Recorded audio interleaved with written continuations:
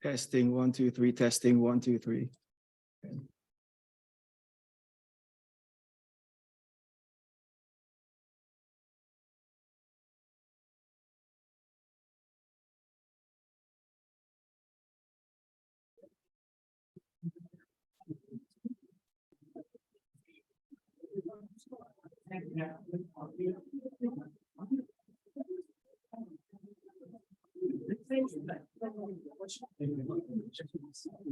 Oh, anyway, right? So it doesn't have to leave.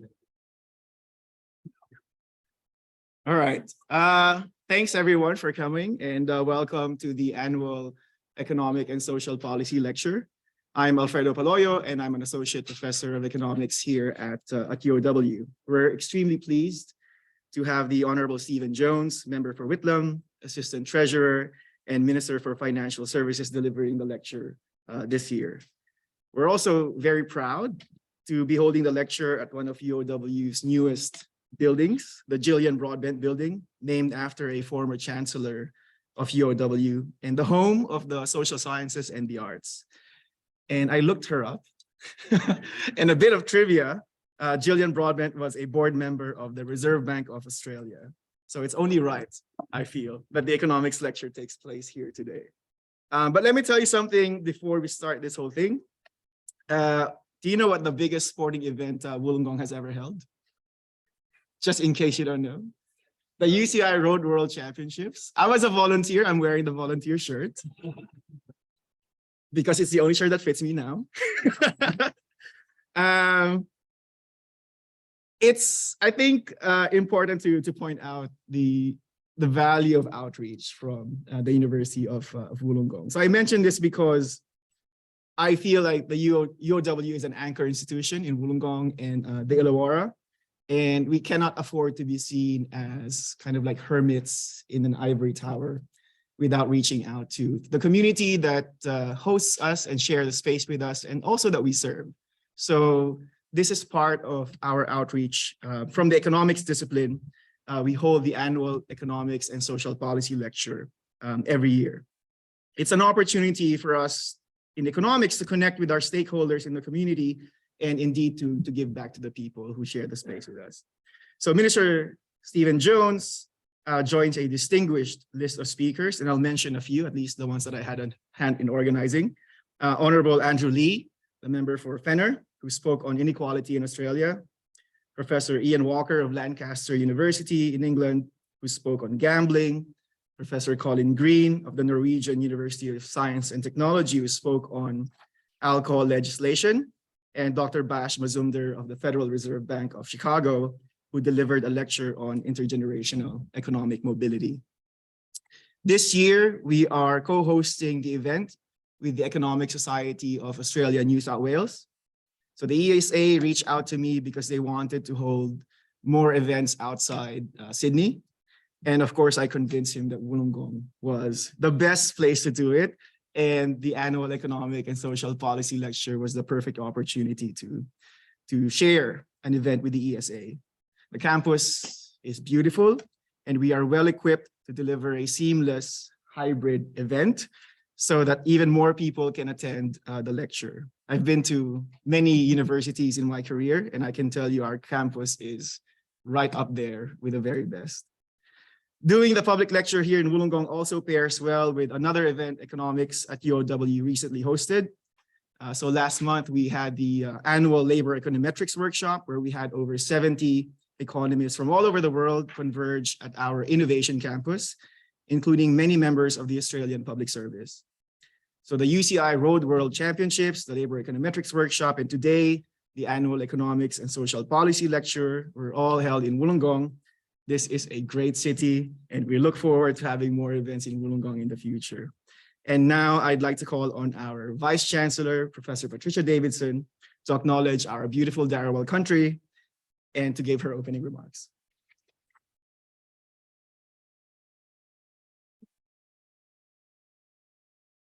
Thanks so much, Alfredo. Welcome everyone, and welcome to today's public lecture. I would like to acknowledge the traditional owners of the Darawal land on which we meet and recognize elders past, present, and emerging. And we at the University of Wollongong are committed to the journey of reconciliation and truth-telling. And I really think as we move from more sometimes perceived as tokenistic acknowledgements of country, I think in the context of the lecture today and your expertise, I really think that understanding our social and economic drivers is a big part of this conversation. We're very proud at the University of Wollongong to have already signed on to Uluru Statement of the Heart, and within our Reconciliation Action Plan, really move these critical issues forward. It's our distinct privilege to be able to welcome the Honourable Stephen Jones, the Federal Member for Whitlam. And not only is Stephen one of our stellar alumni and a fabulous representative for our region, he's also a very powerful voice for social justice. He's campaigned on many issues, including restriction on gambling, access to broadband, and also being very brave when speaking up for asylum seekers. He also, I think, for people that are much, much younger than me, I think whenever I hear Whitlam, I have this intense gratefulness and fondness. And I think it's, I think I would be so proud to be a member for Whitlam. And what we don't realize that from a social policy, the work that happened in the Whitlam era was really what has transformed Australian society to one that is more egalitarian and welcoming. From Medicare to free education, it really shifted the notion of universities for the elite to really a broader democratization of education. And when you read what was actually achieved in his tenure, which was very brief, it was pretty phenomenal. And it's great to see, Steve, that you are continuing this legacy.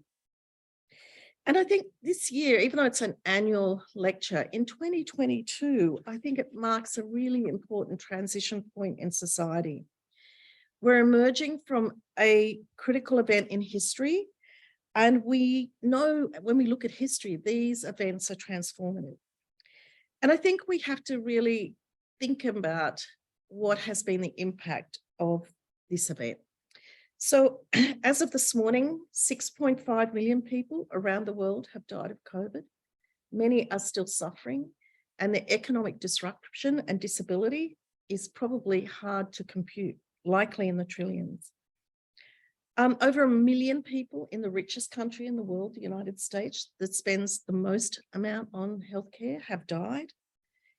And if you want to think about the intersection between workforce and social policy, so an example is that nurses in the Philippines are only 4% of the registered nurse workforce, but there have been 25% of the registered nurses' deaths from COVID-19.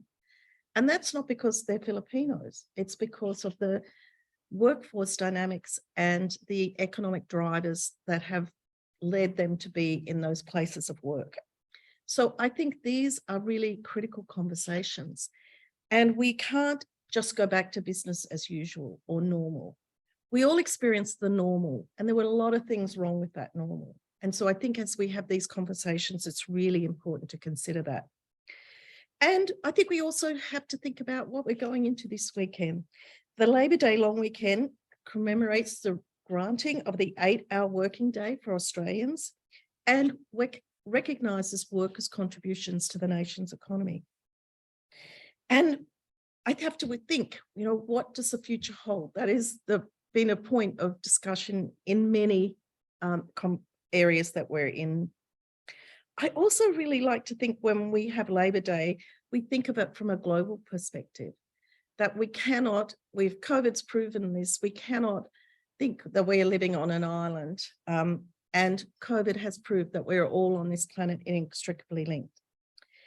And I think among the vigorous debates of the future of work, and lots of you are in this space, I think if we can take a stance as the University of Wollongong with all of you really smart people that do all those fancy numbers and I call Alfredo my personal economist, because when I see a frontier curve, I just need clarity on my interpretation before I go public. But all of the great work that you do needs to direct us towards an equity agenda. Thank you so much for coming today. I think as we think about the future of work, there are many things about flexibility, but there are some threats around casualization.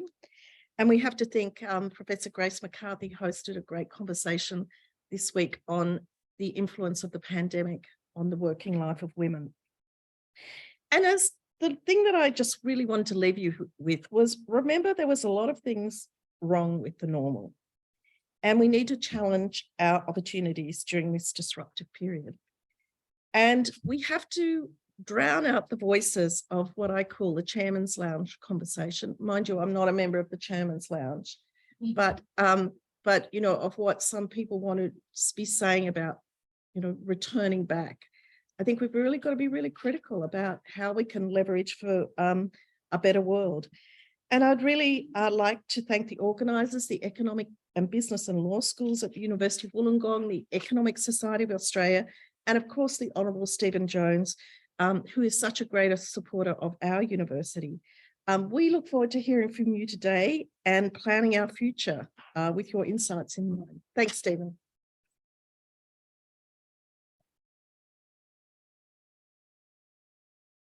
Sorry, Minister, I know you're super excited to deliver your lecture. We have just our guest from the Economic Society of Australia, if he's here. He might not be here, in which case you will be up next soon. He's not here, so that's fine. We can move on to our head of discipline in economics, Professor Tan Le, to introduce our speaker. And then you can go. Yeah, thank you, Alfredo. So good afternoon, ladies and gentlemen. So welcome to our public lecture today. So it's my great pleasure to introduce to you to our speaker today. So it is Mr. Stephen Jones, who will be talking about the Australia changing workforce, its impact on and also the implication for innovation and productivity. So this is a highly topical issue and also like a great interest to all of us, given that the COVID-19 pandemic has already changed substantially the way we work, right? So we can see that now people like working away from, moving away from the cities and more into the regional areas. So we can see that, for example, people moving away from Sydney and more into the Illawarra region. Right? So flexible working arrangements and also like all the online business activities are becoming more and more popular these days than ever before. So however, besides creating opportunities, these changes also have already brought a lot of challenges as well. So our speaker has a long and distinguished career, political career. He's a member of the Australian Labor Party and representing the division of Whitlam. And Mr. Jones is also the Assistant Treasurer and Minister for Financial Services. He grew up in Wollongong. He obtained his Bachelor of Arts in History and Politics from our university. And also like a Bachelor of Laws from Macquarie University. So ladies and gentlemen, please join me in welcoming Mr. Stephen Jones home.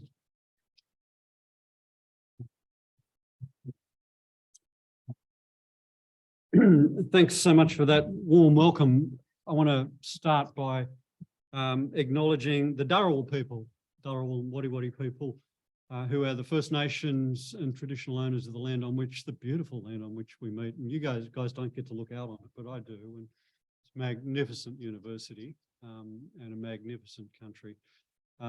We want to acknowledge their elders past, present and emerging. Thank them for the custodianship of country, of stories and culture.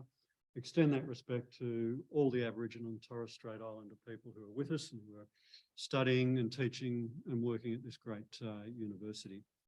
I want to acknowledge Vice Chancellor Trish. Thanks so much for the warm introduction and those insightful words that you gave up front. Alfredo, Professor Alfredo over there, thanks so much for reaching out and the invitation.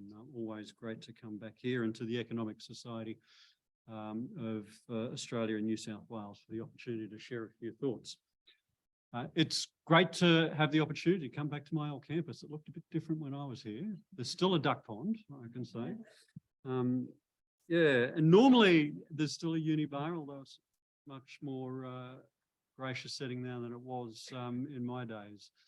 I would normally, if it wasn't the week after the massive data breach by Optus, I'd start by sharing my student number. But I thought, given so many Australians have involuntarily had their private details removed from them, I shouldn't voluntarily cough mine up. But it's great to be back here. The university has changed enormously since the mid-80s when I was a student here. But what hasn't changed is its commitment to excellence. And in my case, providing an education to people who may not have found their way to a university. For many people who attend this university, they're the first in family to attend university and get a higher education. And that's a wonderful contribution you're making, not only to our community here, but the entire country. A few words about what the government's focused on and ensuring that as we emerge from the pandemic, we do it in a way that provides a fairer society and a more sustainable economy, an economy that is stronger, but also, importantly, for all the reasons that Trish said in her introduction, a society that's fairer. Investment in skills and education is going to be a critical part of that. But just as important as what the government does, it's how the government partners with the private sector to ensure that we're driving productive investment in the right sorts of things that'll drive a stronger economy. A big focus of the next 3 years will be driving investments in our energy generation and distribution system, because at the heart of it, a clean energy future is what's going to drive industry, but also contribute to our contribution to decarbonising the globe. Breaking that link between economic growth and emissions growth has got to be a core part of any economic plan.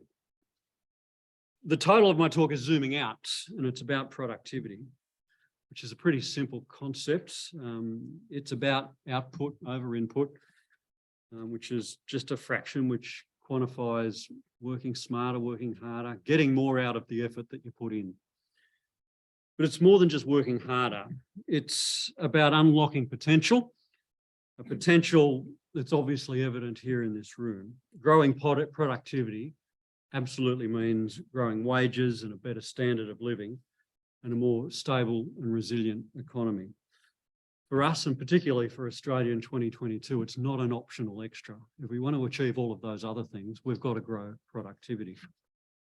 I want to look at the question of productivity through the lens of the place of work. And as the title suggests, work from home, through the lens of working from home, and what that means for the productivity equation. Just a few things about setting the scene. If you roll the clock back to the 18th century, just about everyone worked from home. But over the course of the Industrial Revolution, that changed. Farmhands and artisans began to leave their properties and commute to jobs in the swelling cities, mostly in factories, but also in emerging white-collar factories as well. This radical workplace transformation had an almost incalculable economic and social impact. It wasn't all roses, but certainly led to a better standard of living for just about everybody involved. As transport moved from horse and rail to cars, populations urbanised around these new forms of work and movement, and towns became cities and cities became megacities. Productivity boomed. It was fertilised by the free exchange of ideas and lubricated by an artistic and cultural renaissance. We didn't just do more, because doing more is not enough. What we did was unlock potential. We cracked open ideas, we fast-tracked our thinking, and that's the power of productivity. The Productivity Commission reminds us that productivity increases account for more than 80% of national income growth over the last 30 years, underscoring the importance of a focus on productivity. More than 80% of the growth in income over the last 30 years has been generated by productivity growth. It's not an optional extra. Back in the 70s, around 8% of the Australian workforce were working in agriculture. I think today it's around about 2%. Any demographers in the room? They can correct me if I'm wrong on that. It's certainly a minute proportion of the Australian economy. We're producing much more with a much smaller workforce. Incredible transformation in productivity. That shift unlocked one aspect of productivity, and that's the services sector, which now makes up the majority of our economy. It wasn't the case when I left school and when Carnio left school in 1983 to attend classes in this university. It is the case now. I want to talk about a small subsector of the service workforce, and that's about knowledge workers, because the key role that knowledge workers play in innovation and productivity in post-pandemic Australia. And that's the class of workers which I'm sure all of you aspire to join when you finish your studies at this university. Also, because productivity means the more that workers are working in the services sector, the more wealthy we all become. Just as they were in the Industrial Revolution, cities are at the heart of all of this. Well, just 7% of the world population, what do you think about this? 7% of the world's population live in the mega cities of New York, London, Tokyo, and Shanghai. These cities alone account for 40% of global GDP. So we can't think of productivity and we can't think of wealth unless we're thinking about the place where it occurs. As the economist and social philosopher Matt Ridley says, cities are the place where ideas come to have sex. Which leads me to today. Let's zoom in. I want to think about the work from home revolution we've witnessed over the last 3 decades. In March 2019, the world as we knew it all changed. Lockdowns began. So you might recall supermarkets ran out of everything from tinned tomatoes and mincemeat to toilet roll. We remember the videos of people fighting over rolls of toilet. Seems so long ago. It wasn't that long ago. There was also a run on office equipment. So everything that made work from home possible. You might recall Bunnings running short of desks and even timber to make desks. But it wasn't just desks, it was cameras and microphones for video conferencing. People all of a sudden discovered what green screens were so that they could convert their bedroom into a boardroom. It really did change the way we did work. Australia was zooming in. Work clothes were consigned to the back of the closet, or at least that half of your working attire that didn't have to be seen on the computer screen that you were video conferencing on. It was more than common for people to attend work in a shirt and tie and board shorts. Even the former Prime Minister had a crack at it. YouTube was bombarding us with how-to videos on how to be a better worker online, how to do your Zoom presentation in a way that was going to be more engaging. It's worth thinking about what occurred. The workplace change was unprecedented, and the size and speed of our transformation has not been seen at any time in our post-war history. Before 2019, 8% of workers had formal work from home arrangements, 8%. Typically, they did it just 1 day a week as part of a special arrangement they may have had with their employer. But the potential for that number to grow and to grow rapidly existed before the pandemic. In 2016, the ABS census helps us to identify that about 35% of workers had jobs that were amenable to working from home. So 8% were, but about 35% of the workforce could have done their jobs from home. Most of these workers were in desk-based jobs with higher education requirements. It wasn't evenly distributed, and yes, it was also gendered. The Productivity Commission's most recent data on this estimates that throughout the pandemic and continuing, around 40% of workers did their job from home. 40%. So we turbocharged the place in which work was radical transformation in the place from which work was done. And if you were to think before the pandemic that something as sensitive and as confidential as the work that is performed by the tax office by over 15,000 employees scattered in about 15 different locations around the country could be done from home and could be done from home. In a matter of 3 weeks, they transformed 15,000 workers from office-based workers to doing all of that work from home. It's impossible to overestimate the transformation that occurred. Of course, it wasn't evenly distributed. You can't stack shelves from home. You can't sell groceries from home, or not easily. A lot of the caring work can't be done from home. It's pretty hard. You can't intubate a patient while working from home, or not easily. But with lockdowns over, the work from home crowd were being told to get out of their pajamas and come back to work. Now, for a lot of them, that wasn't a problem. They were pretty keen to do it. Or if you were a citizen of Melbourne where you spent 262 days in 1 year confined to your house, the idea of coming back to the office was akin to being invited on a luxury cruise somewhere.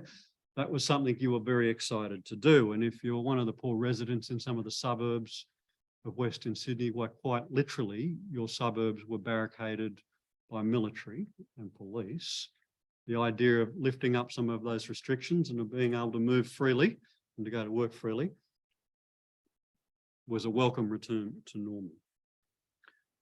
But a lot of workers weren't so keen. They're largely knowledge-based workers, technologically connected and educated and doing flexible work. It's easy to see why they were pretty resistant to go back to the office. Let's start with the commute. In 2000, the Productivity Commission estimates that in 2019, a full-time worker spent on average 67 minutes per day commuting to work. Foregone earnings for that average commute are around about $49 a day. $49 a day. That's just foregone earnings. That number goes up to $57 a day if you add the extra time it takes to commute by public transport. That doesn't include the cost of a ticket. So if you're one of the 20,000 workers who are commuting from Wollongong to Sydney on a daily basis, the average cost of a ticket, somebody will correct me if I'm wrong, it's about $13 a day, maximum capping out at about $50. You can do the maths. You gave yourself a $100 a week pay rise by working from home. That's a $5,000 a year pay increase by working from home. So these numbers are not insignificant. I think rough estimates around about $5.2 billion in a year were saved in commuting time. Now that's just the save in commute measured in dollars. Think about the emissions, we measured those as well. So a significant economic transformation. So you can see why a lot of those workers are pretty reluctant to welcome the call to return back to the office. Of course, it wasn't just monetary benefits. Greater families in particular, but not just families, enjoyed the flexibility of work from home, allowing them to better manage, except myself, their parenting responsibilities and the demands of their job. I will never forget doing an online forum, something like this, with a bunch of notable Australians, and my son coming in the middle of it and complaining about his universal human right to uninterrupted broadband being breached. and giving me a pretty frank character assessment in front of a room like this. So the work and family balance was not always easy to manage, but I'm sure I'm not the only one in the room, I should say, who are struggling with homeschooling and work and doing the job. Of course, schools are back at work, and a whole bunch of that struggle is no longer there. It's not just parents, of course. A lot of the caring responsibility is older workers looking after older parents as well.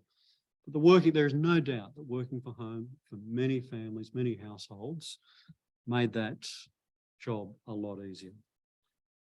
A lot of younger workers obviously saw the benefits in helping them, particularly if you're taking out 2 hours a day in travel time, manage their social life, their sporting life, and their working life a lot more flexibly. For many occupations, your choice of where you live is very limited. For knowledge workers, a very high proportion of the work that you do, the occupations that you work in, are concentrated in capital cities, and not even all capital cities. For many knowledge workers, you've got a choice in Australia between Sydney and Melbourne. But when offices were emptied, new options opened up for those knowledge-based workers. Many took the opportunity during the pandemic to make a sea change or a tree change. Sydney workers were now moving back to Wollongong or rediscovering the place that they'd come for a surfing trip on the weekend. Net migration away from capital cities increased from about 4,000 before the pandemic per annum to about 10,000 per annum. Not a huge dent on a city like Sydney, but a significant impact in some of those smaller regional towns that were the net benefit of inner city migration. Now, there were benefits in this for business as well. The work from home revolution provided some broader benefits for them. Freed from the constraint, or the constant interruption, I should say, of oversharing colleagues and the fatigue and stress associated with commuting, workers have reported that they found themselves more productive because they weren't being interrupted all the time. Some workers could just focus on the job at hand without the constant interruption of an oversharing colleague or a supervisor or boss who was distracting them with a part of their job that the worker might not consider the most important part of their job. How could a boss ever get it wrong? For business, there are additional benefits as well.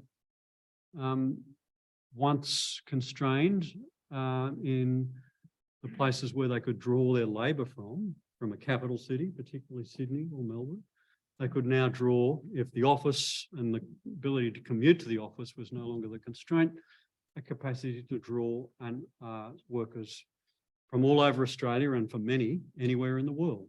And they did. Of course, not everyone has been enamoured with the work from home revolution. Many business leaders were very keen for a return to the office as soon as possible. Now, it'd be pretty easy to dismiss this as just an old-fashioned concern from a traditional concern from an employer about shirking, a yearning for the days of the office-based panopticon where everybody could be seen and monitored for everything that they were doing. I'm certain there's some of that in the calls for a return to work, but it wasn't just that. I think the CEO of NAB, Ross McEwen, made the point that while productivity in his bank initially went up for all the reasons that I've described, it then came down again. His employees, he says, missed out on training opportunities that otherwise would have been available for them, that would have made them more efficient. He said, and I quote, "I think there's a lot of stunting of careers." He also mentioned the increased cost to business of coordinating staff, that coordination cost. I remember myself at times during the pandemic doing the really simple things. You couldn't just stick your head around the corner or out of the office and around the door and say, have you got that? Can you bring me this? Have you got somebody's phone number? A lot of that stuff became an incredible drag, and it's what employers were calling the coordination drag. But most of all, McEwen and other CEOs are worried about the reduction in productivity and learning and innovation through what we describe as the serendipity of office-based work. Innovation and breakthroughs and knowledge sharing and chance conversations that we now describe as the water cooler interactions. In fact, our language is full of expressions which describe this serendipity and this chance exchange of ideas and awakening of thought. The light bulb moment, the reading of the room, things that can't, so you all get it when I talk about these things, that can't so easily be translated through a Zoom call, but they are important, incredibly important for productivity, innovation, and particularly in knowledge-based workplaces. These are just some of the diseconomies of the work from home revolution.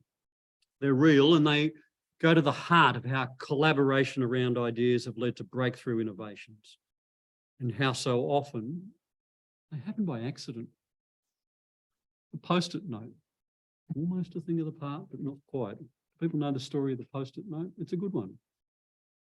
It was invented by when a researcher at 3M threw out a failed experiment into a new glue because he discovered it wasn't strong enough. It wasn't sticking well enough. A chance conversation with a colleague around a water cooler about bookmarks led to the creation of what is now a ubiquitous product. Viagra was originally conceived as a treatment for angina before other chance conversations led to it. Perhaps we can describe it as horizontal thinking or lateral thinking, led to other uses for the drug. The fact is, a lot of the time, innovation, breakthrough, productivity leaps aren't a creation of linear research or planned discussions. How often have any of you been to a training session or a conference where the real value was not in the organised session, was not in sitting in the lecture hall, but as the conversation you had on the way out the door or over a cup of tea? These serendipitous interactions that can't be recreated or artificially recreated, or not easily anyway. Long before the pandemic, a lot of smart businesses whose bread and butter was knowledge-based work cottoned on to this, and they started designing their workplaces in a way that encouraged those serendipitous interactions. If anyone has taken a walk through the new Google, well, not so new now, Google headquarters in Pyrmont, you'll get a sense of what I mean. The coffee shop is no longer in the basement of the building. There's one on every floor. And it's not out near the lift. It's in the centre of the workplace. And cafes and beanbags. It's all designed around people having the opportunity to come together in a relaxed environment and share their ideas. If the office is no longer the place where this stuff is occurring, then we've got a conundrum, we've got a problem. We know that if teeming offices and bustling cities jammed with enthusiastic knowledge workers are the known key to productivity challenges, then the answer is obviously pretty simple, isn't it? Let's just get everyone back to the office and productivity, particularly in knowledge-based industries, will go through the roof and everybody's a winner. Well, of course, it's not so simple. Employees have got a legitimate response. Their improved amenity, the cost savings that they've made. Remember that $5,000 a year that they've made just through not travelling to work every day? These are all worth something. And right now, workers have got the upper hand. There's workforce shortages across every occupation in the country. Every single occupation in the country, we have workforce shortages, particularly in professions and knowledge-based workers. simple fact of the matter is employees are in a stronger position to bargain, and they are, and they're not just bargaining for wages. They're bargaining around things about how they work and where they work. And I don't think that's ever going to be put back in the box. The ABS job mobility data from earlier on in the year tells us that workers are on the move. 1.3 million workers changed jobs in the 12 months to February this year. It's strongly thought that that number is going to jump again, significantly so, over the next 12 months. And this is not just an Australian thing. The Productivity Commissioner has had a look at some surveys from the US and elsewhere. As many as 40% of employees are saying, if my boss insists that I've got to come back to the workplace, I'm leaving. So it's not as simple for an employer in a tight labour market to say, right, everybody back to work. Of course, it's not all a one-way street. I mean, there are some diseconomies and disadvantages to workers through not being in the workplace as well. Access to promotion opportunities and training and other intangibles are likely to impact on workers. And yes, it is gendered as well. So what's the answer?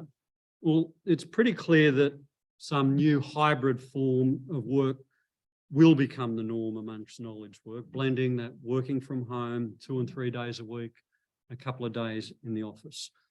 Firms are going to have to factor this in. That's not going to obviate the need to invent new modes of collaboration. In part, this is going to come down to management and better work design. Technology is also going to have a part to play, better use of existing technology and new emerging forms of technology, which will enhance that collaboration experience. I also see a real role for universities in this, because there is a limit to what you can do online. But universities are a place where knowledge workers are already apparent and in abundance. You are a location where people can come together and where you have a power to convene those exact sorts of experiences where you are bringing together people in a place to share knowledge and ideas and to get that sexual activity occurring between ideas. In my day, it didn't just stop with ideas, but I'm sure that was a thing of the 80s. Unis have a natural advantage. They're already a natural gathering place and they should accelerate that advantage. I also see a key role for professional associations, including the Economic Society. They have a role in informal and formal events where that exchange of ideas that can't just be done online can be facilitated. The thing that I want to say a little bit about before I conclude is that a role that I think local governments have, and particularly in a region like this. I want you to think about what economic or what has passed as economic development policies have been for local authorities for most of my adult life. And they've generally centred around the practice of a local council, including the elected officials, going to a business located somewhere else and saying, come and move your business to our region. And we will give you concessions on rates and we'll find you land that's available to you and we'll provide all of these subsidies and concessions if you move your business, your office block, your factory to our region.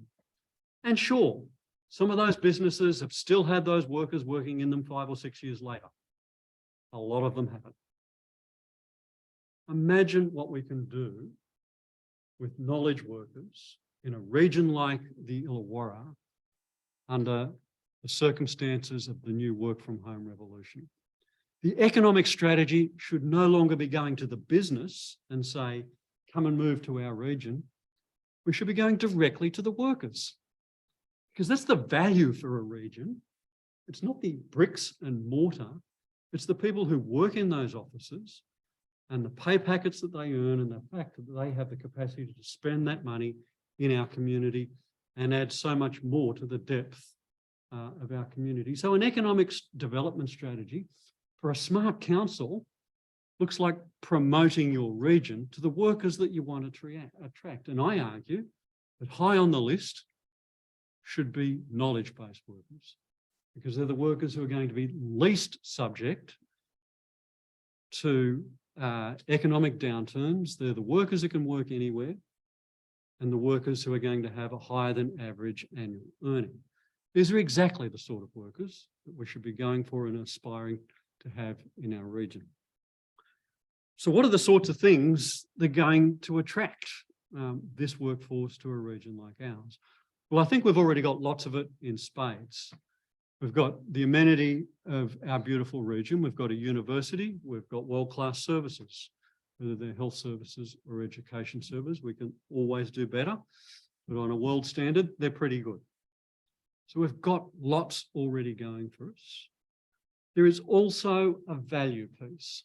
I've always been taken by the work of Richard Florida, who specialises in urban renewal.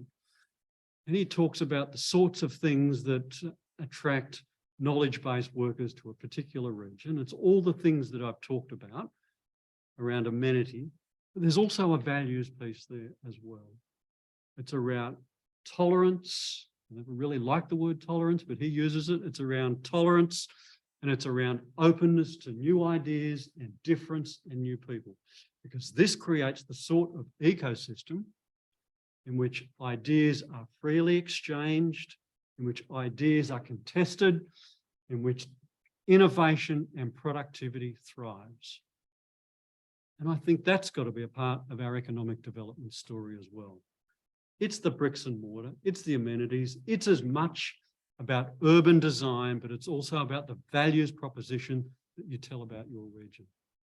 So an economic development strategy for a region that wants to drive productivity on a regional basis and on a national basis has got as much to do about urban design. It's got as much to do about bike paths and access to beautiful beaches in our beautiful hinterland.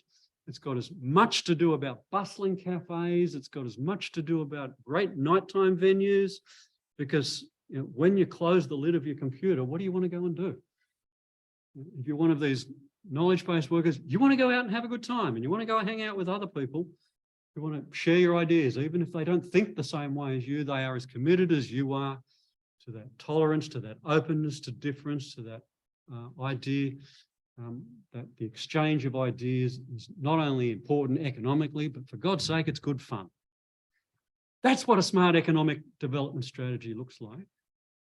And that's what zooming out should look like. We've all got a part to play in this. It's all about productivity. It's all about driving productivity. The answer is never going to be winding back the clock, because that's never worked for the Luddites in the lead into the Industrial Revolution, and it's not going to work for the 21st century Luddites either. It's about grasping the opportunities that are before us, examining the diseconomies that exist, and they are obvious, in a work from home or a hybrid workplace model, and working out how we can address those diseconomies through smart strategies. And high on the list of those smart strategies there's got to be opportunities for people to come together offline. Great to have the opportunity to talk to you. Thank you.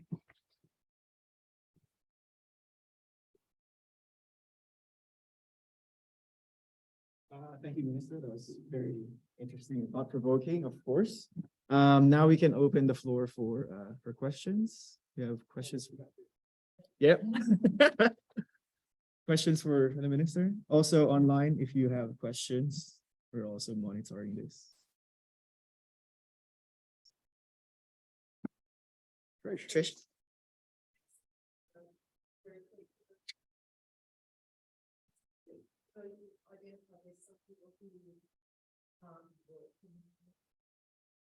It concerns me in healthcare, for example, and that's going to be disincentive for teaching healthcare. Is there a sense in some salary adjustment to compensate for flexibility? Yeah, I've deliberately focused on one part of the service economy, being knowledge-based workers, and I think I acknowledged a couple of times, you can't do everything from home, and you don't want to. And a part of my thesis is actually there is a lot of importance in getting people together. So I'm not saying work from home is the fantastic answer to everything. I'm saying there's lots of good reasons why workers want to do it, and we're just got to move with that and deal with the diseconomies of that sort of workforce work arrangement. We've got a whole heap of issues in the health workforce and in the caring workforce. A whole heap of issues, hardest working, growing part of the workforce, productivity not great, wages even less great. So a whole heap of challenges. So perhaps if you ever invite me back to talk to the Economic Society, I'll share some thoughts on what we need to do around the productivity piece in the caring workforce. And it doesn't mean having the existing workers work harder or longer. There's a whole bunch of things that we need to do to upskill that workforce to have them working better and earning better wages. And I freely admit that a whole bunch of things that I've talked about today are not applicable across the entire workforce, just one part of it. What's your views on 4-day working week and working with this idea around the zooming out theory? Oh, look, I think the trend that we've gone through in Australia over my adult working life has been an increase in working hours, particularly around service-based workers, not a decrease in working hours, and particularly around salary-based workers. I think for this group of workers that we are talking about, the measurement of work and the value of work and the remuneration of work is going to be tied less to the hours that you've worked and more to the output that you are generating. And employers, I think, will quickly move to that, because if the panopticon is gone, whether it's an electronic panopticon or a literal one where you are standing in the office gazing out over who's clocked on and who's clocked off, they are going to want to know, and it's not an unreasonable trade-off, that if you're not here in my workplace, you're at least having the output at least as good as what you did when you were working in my workplace. So I think the trend towards the future is going to be away from valuing hours and more around what's the output that you've delivered. You mentioned the tree change and sea change.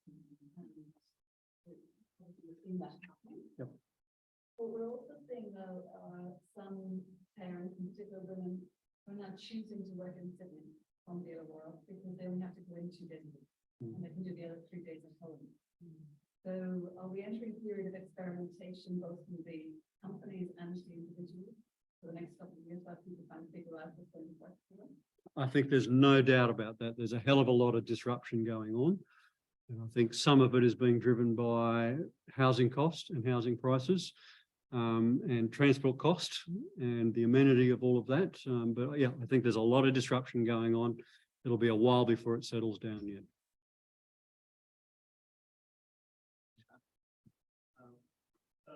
We are now currently in the platform kind of economy, and we don't play Amazon is one of the examples. If Amazon was a country, that would be the richest country of the world. So I was just thinking about this startup or digital giant. They are one of the front runners in knowledge-based knowledge partners. I was thinking, is there any possibility in our region to have a Silicon Valley structure so that we can have this more knowledge partners and we can transform this. I think it's more possible in 2022 than it was in 2019, frankly. And I think it's more possible. You're after an agglomeration effect for the economists in the room. That's what you need. And I don't think you've got a Silicon Valley just because you've got a few branch offices of, multinational IT contractors working in your region. You haven't got a Silicon Valley. You've got a Silicon Valley when you get critical mass, and a significant part of your workforce is made up of IT and knowledge-based workers, and you've got an agglomeration effect when any one of you has got a choice of, not 1, 2 or 3 workplaces or contractors that you can go and work for, but 20, 30 or 40 of them that you can go and work for, and you will over the course of a 10-year period. I think that's when you have that agglomeration effect and all the benefits that go with it. And that's when businesses will start to say, well, my workers have moved there, I'm going to go and follow them. I think that's going to happen, by the way. So we've already seen that in engineering industries. New engineering industries want to go where there's already a corpus of the workforce with engineering skills and the machinery that produces them, university, a TAFE college and the like. So I think we're well placed. I think about 1 in 3 ICT workers in New South Wales graduates from this university. They don't always stay here. And in the majority of occasions, they don't. So I think there is a greater capacity for that to happen. But like I was saying, in this industry in particular, over the next decade, we're going to think very differently about what a workplace is. It's going to be different. It's probably more likely to be the spare room in your unit than the Google headquarters in Pyrmont, or a part of the week in any event.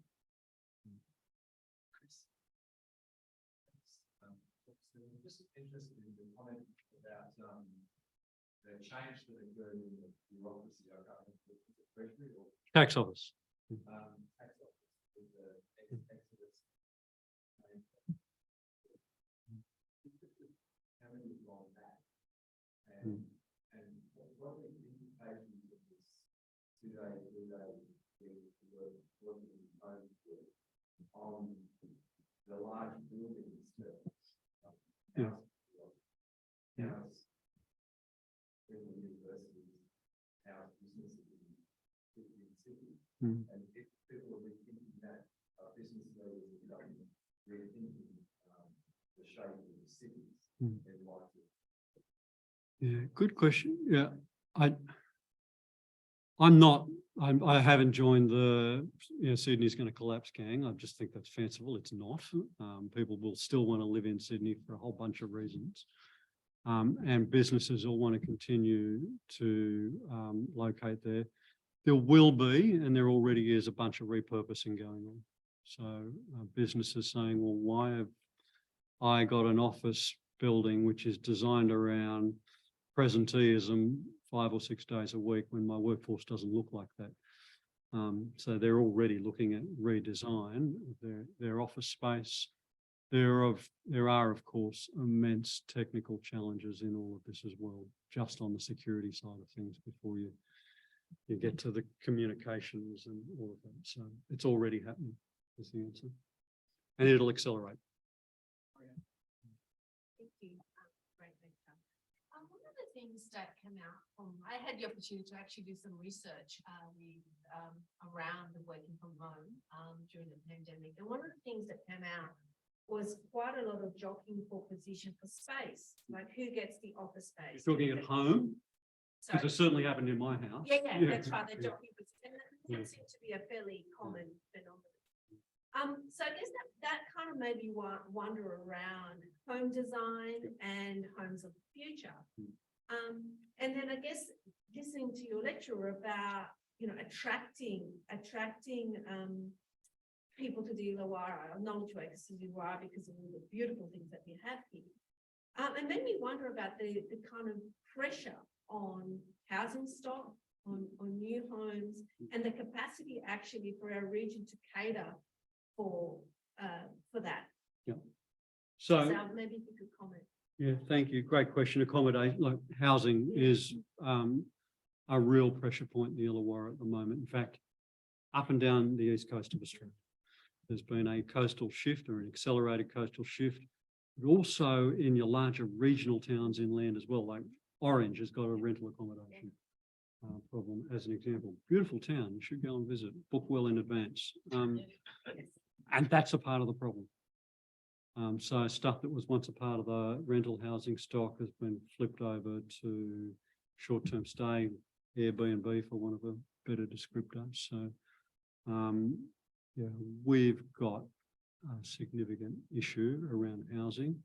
I think most of the important levers on that lie with state and local council. There is a role for the feds in this as well, but mostly it's a facilitative role.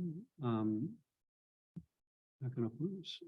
I'm trying to think of a way to put this politely. I can't. If you want to be a tourist and conference destination, it might be an idea if you had a few hotels. It might be not a bad idea. And, you know, every opportunity you've had to maintain a building or a plot of land in or around the city and maintain it as a hotel, you've made a decision to turn it into a block of units. You can't turn around 4 years later and wonder why you can't attract large conferences or even small conferences to your city. We've got a significant problem in that regard. And a lot of that is you're seeing the pressure in the housing market. Housing, as you know, you all know in this room, you're economists, it's an ecosystem. It's like squeezing a balloon. You squeeze in one area, it pops out another area. And you know, that's exactly what we're seeing in the housing stock and the housing market in the Illawarra at the moment.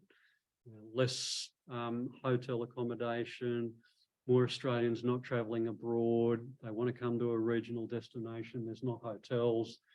First thing they do is book a holiday on Airbnb. That creates a market for Airbnb properties. Why am I getting $300 a week times 50 when I can get $3,000 a week times 20? I'll take $3,000 a week times 20 with my short-term accommodation online platform.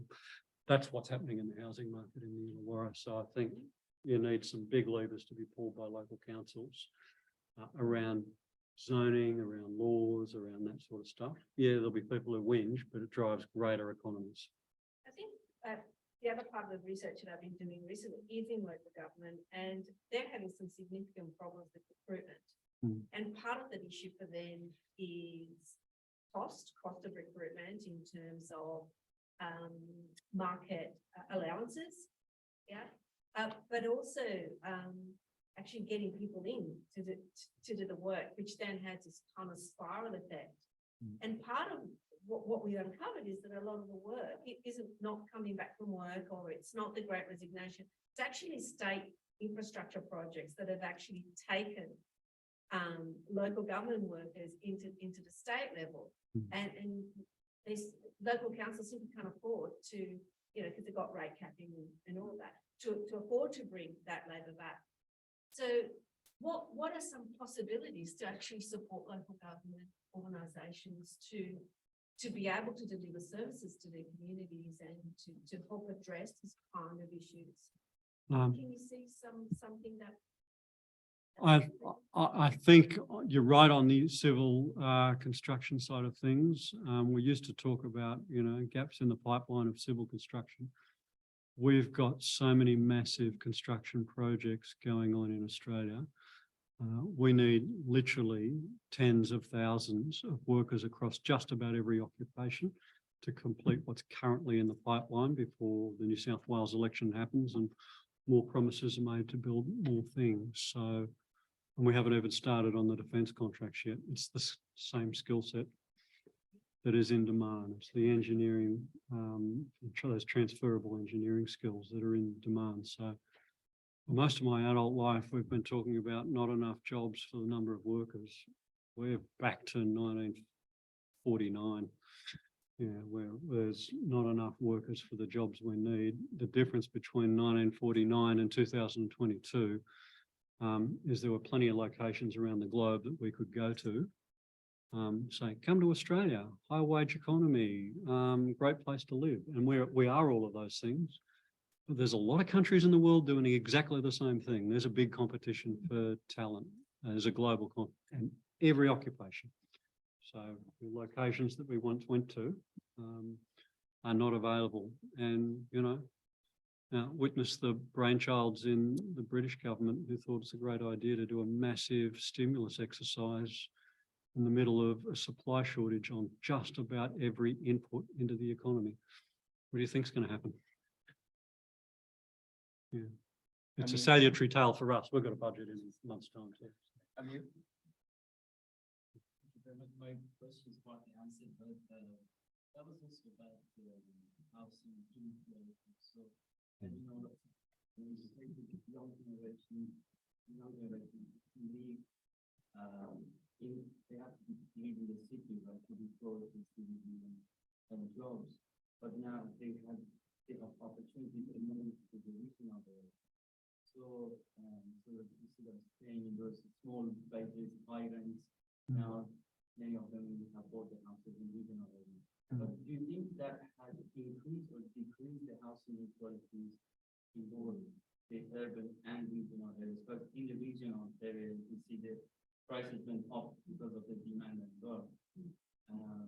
So I'm not sure about the final effect. Sure. Monetary economists in the room. Like, what happens when you make money free? You have a huge intergenerational wealth shift. And that's exactly what's happened over the last 3 years. You know, the prices of assets have gone through. There's a correction in the equities market, but in property, which is a lot, real property, which is a lot stickier, a lot less flexible. I think we climbed about 23%, 24%. Anyone want to correct me on this? Across the region in the 3 years to 2022, we'll drop about 5% this year. But we're still like 18 to 20% up on where we were 3 years ago. If you were a worker working in Sydney, you literally made more money every year through asset price inflation than you did through your wage. Not even close. Your wage didn't even come close to what you made through the capital gains in your house. So massive. That's a massive generational shift. It's made it harder for new entrants to the property market.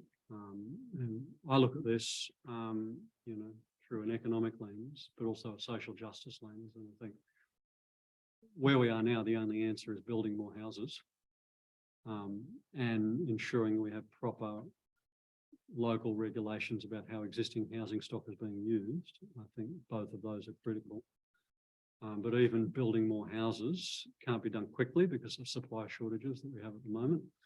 You talked about your civil construction, same workforce, they're building the roads in, same workforce, whether it's, everything that goes into building a house is the same, supply side pressure. So even if you decided to do it today, there are delays in delivery on that.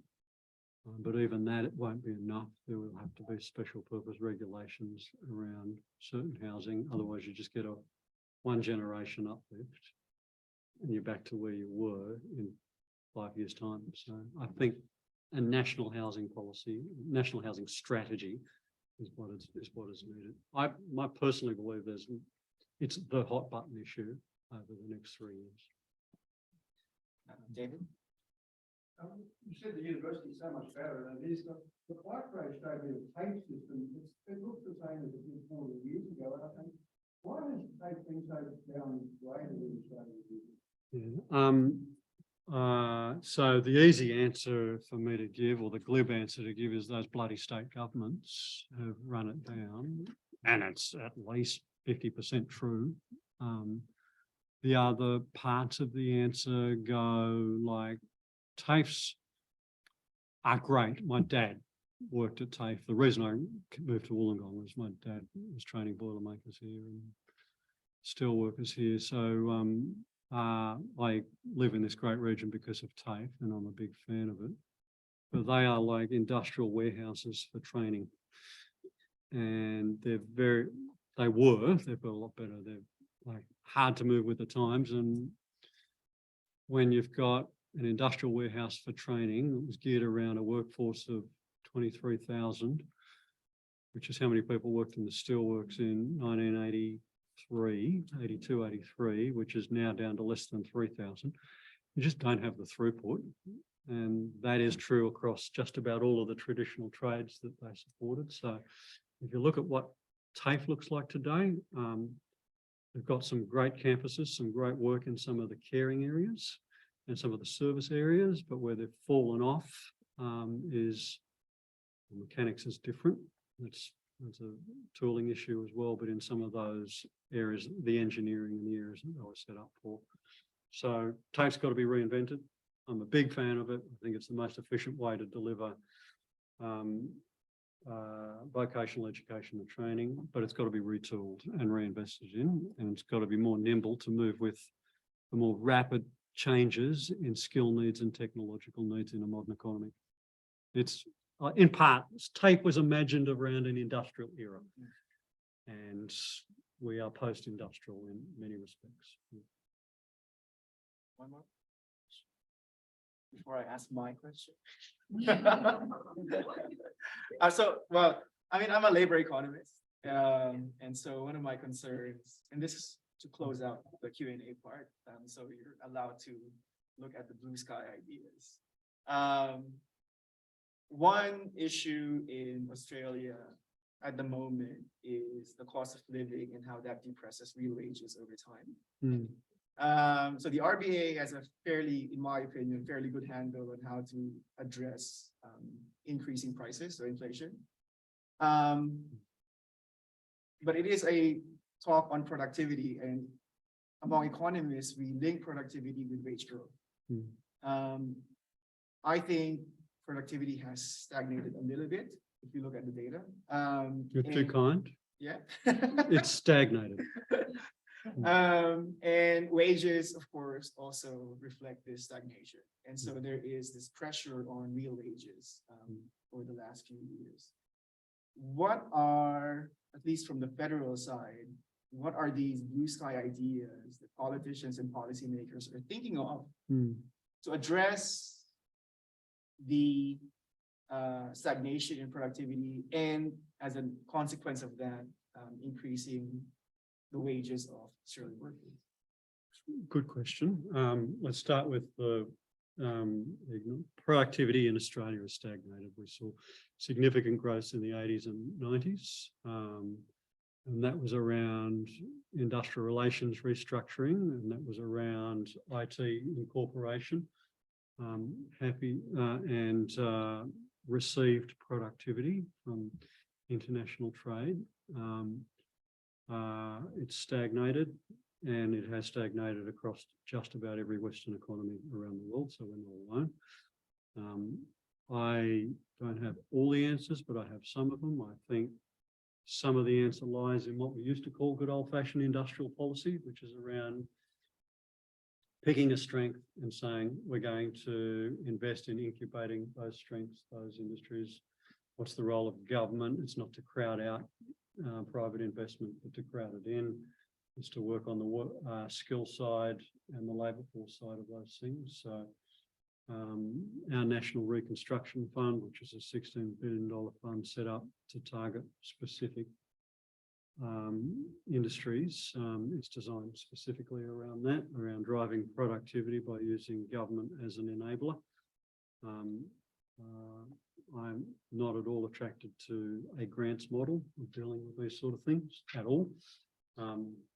Much through philosophy as through just experience and how grants models are attempting to drive productivity have worked over the last 30 years. In short, they don't. But equity models, commercial lending models, I think one of the best examples of how it has worked is the Australian Renewable Energy Agency and the Clean Energy Finance Corporation, whom the person who this building was named after, we should have given her a bigger acknowledgement. She's a great role model, is a great servant of this university, and a great role model for women coming through the economics profession. She was, you know, one of the few people in her class when she graduated out of Sydney Uni in the 1970s. Was involved in the establishment of Bankers Trust and has had an illustrious career. So how did I get on to Gillian? Oh, the Clean Energy Finance Corporation. She was the chair. She was the inaugural chair of the Clean Energy Finance Corporation. Was set up to drive investment in renewable technologies that weren't yet attracting private sector capital, because private sector capital didn't know how to value it and didn't know how to invest in it. So that was the role of government. Side, but I'm not a big fan of, you know, governments throwing grant money around to invest in so-called productivity enhancing industries. But I tell you what we shouldn't do. Can I just say a few words about what we shouldn't do? And thought about adding a sort of line in my talk, my address at the top about this, which is, I was talking about those themes about openness and zooming out, looking out, and the importance of essentially coming out of the bedroom and getting off the computer screen and opening ourselves up to the world. I think one of the worst things that we could do, and there's a real tension emerging out of the pandemic, is to revert back to protectionism under the guise of supply chain resilience. We overwhelmingly benefit from our integration into the economies of Southeast Asia. It is overwhelmingly. We buy their stuff, they buy our stuff.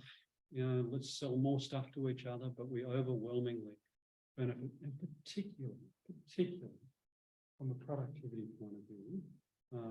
If we start doing soft or hard protection, stuff that drove productivity enhancements in the 70s, or particularly post-Whitlam in the 70s and 80s, which was opening ourselves up to the world, and world product markets will go backwards. And I don't think that is in our national interest at all. I think governments have got to resist the call to old-fashioned protectionism under a new label. I think we are overwhelmingly in our interest to be more integrated into those near region economies You might, to drive productivity. you might tell that to the Labour Party themselves. Sure, I know, like, what I say is not always orthodox thinking in my own party square, but I think, I think it's overwhelmingly in our interest that we remain an open trading economy. And the moment we take a step away from that, we're on a pretty dangerous course. I think all economists would agree. All right. Let's thank Stephen Jones. And then I would like to call on our Dean of Business, Professor Grace McCarthy, to close out the event today.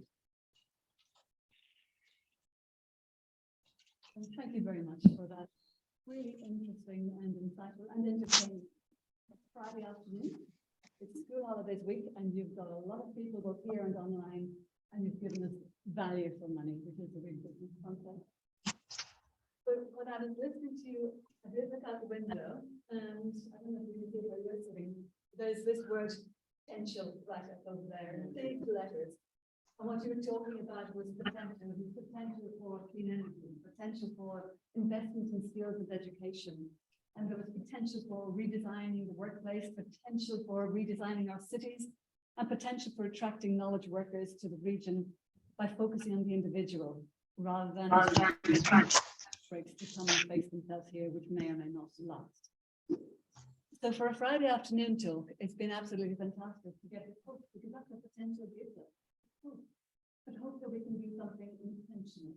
We talked about social justice and values, and we can make the world a better place. We can, in tackling the housing design, we can look at affordable housing. We can look at the whole inclusivity about making this region a welcoming place for all who come to work. And so what this is all about is us working together, the government, the university, the community, the business community, all the NGOs, that we choose to make a world better place.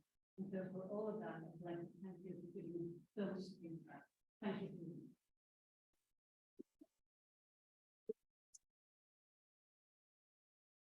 All right, thanks very much for attending, everyone. You mentioned the commuting costs earlier. I called on a few favors today to get the Sydney people to come here, but please don't charge me back for for the cost of your trip here. Thanks to the faculty, they supported the event today through the Center for Human and Social Capital Research. Thanks also to the Economic Society of Australia and New South Wales, who also contributed so that we can have some canapes after this event just outside. So thanks again, Stephen, and we're very happy to have had your lecture here today. Oh, thanks.